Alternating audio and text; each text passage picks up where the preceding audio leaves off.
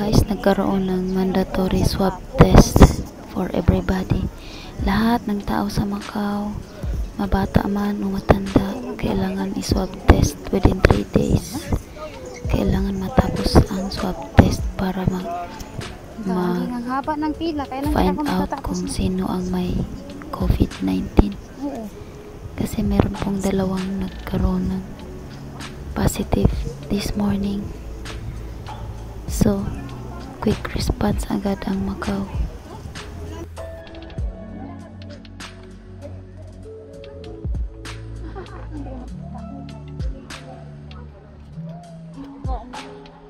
Oh. Hindi na nag-ano sa pila.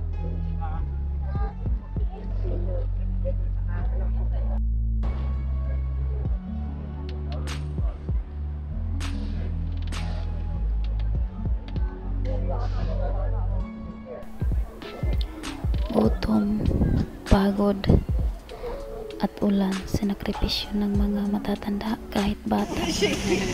Basta nakatira ka ng Macau, kailangan ka magpa-swab test. Needed, kailangan within 3 days matapos na. OMG.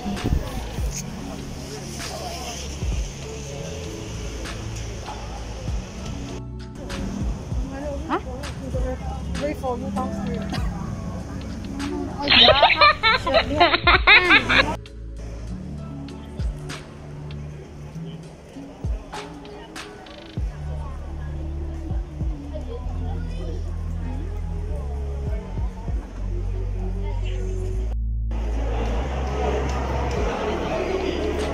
Bawal dia.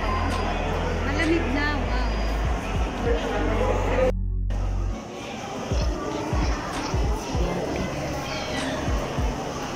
Malapit na kami matapos.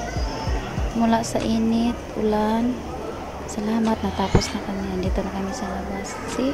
Tingnan mo yung mga taong nakapila. Nakasunod sa amin. Ang haba-haba. Almost 1 kilometer ang dulo nung kahaba. Sobra. Thanks God. Very amazing. Emergency respect for COVID-19 rapid test. Very good talaga ang Macau. Super very good. Grabe, within 3 days matrace na agad kung sinong meron. Rapid test. Kinulikot ang ilong namin. Thank you for watching, guys. Bye.